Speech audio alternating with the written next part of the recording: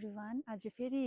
लामो समयको बादमा म भिडियो बनाउँदैछु अनि आज चाहिँ हेर्नुहोस् दिन यस्तो राम्रो भइरहेछ अनि यो चाहिँ आजको दिनको हल्का तपाईहरुलाई कस्तो देखिरहेछ भनेर यो सधैँ यो चाहिँ तपाईको नर्सिङ माउन्ट नर्सिङ हो तर बिहान चाहिँ अलिक खुल्ला थियो अहिले चाहिँ बन्द भइसकेको छ अघिले यस्तो राम्रो भ्यू देख्छ है हाम्रो यो ठाउँबाट चाहिँ वरिपरि चाहिँ यस्तो छ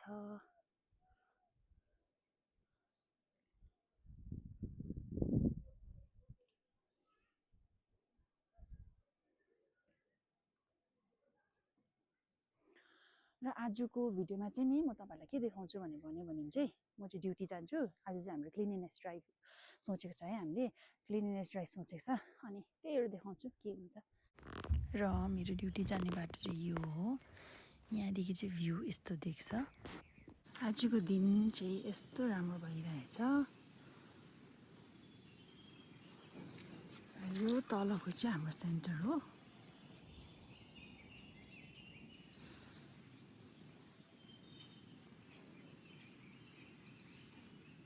र अहिले चाहिँ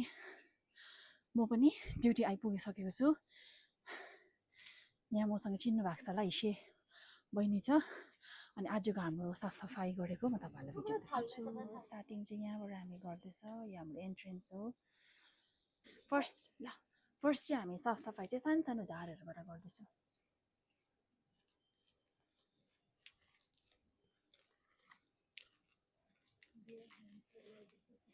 अन्त ग्लोभ्सहरु पनि नलगाइकन गरिरहेछ हामी चाहिँ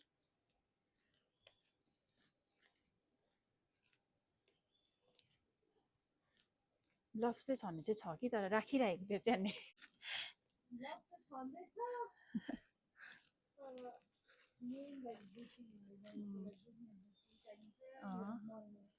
त्यस्तै अब ब्लिचिङ यो हिलो भएकोमा मात्रै चाहिँ ग्लोभ्स लगाउँ भनेको हामी चाहिँ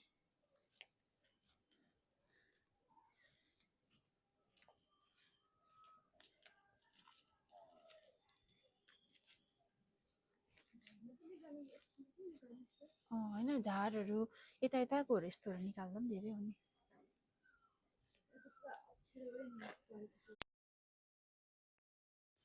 यहाँ चाहिँ हाम्रो अरु स्टाफहरु पनि सफा गर्नु हुँदैछ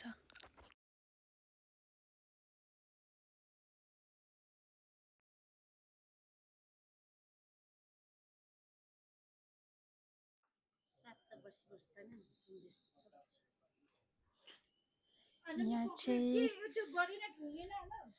हाम्रो दिदी हुनुहुन्छ दाजु यहाँ हाम्रो आशा दिदी सबैजना मिलेर हामी सफा गर्दैछौँ आज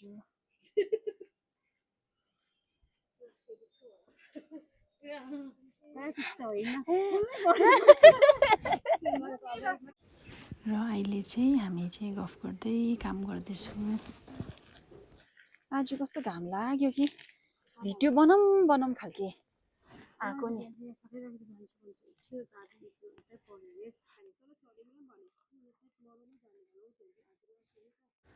र अहिले चाहिँ हामी यहाँ एकदम धुनमा गफ गरेर है काम गरिरहेछौँ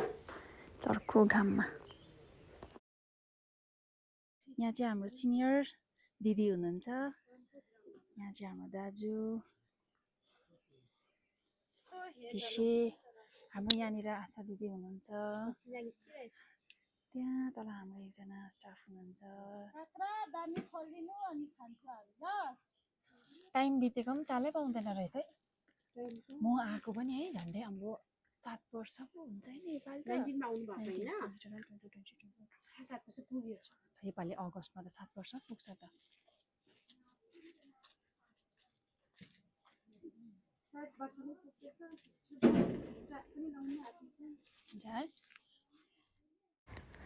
र यो दिनको चाहिँ साफसफाई चाहिँ यति नै थियो अझै छ डल्लै र देख्नुहुँदै होला झारहरु घोरेर है घाम यस्तो कडा घाममा झारहरु घोरेर सबै सनाक्सनिक पार्यो हाम्रो भिडियो आजको चाहिँ मेरो यति नै थियो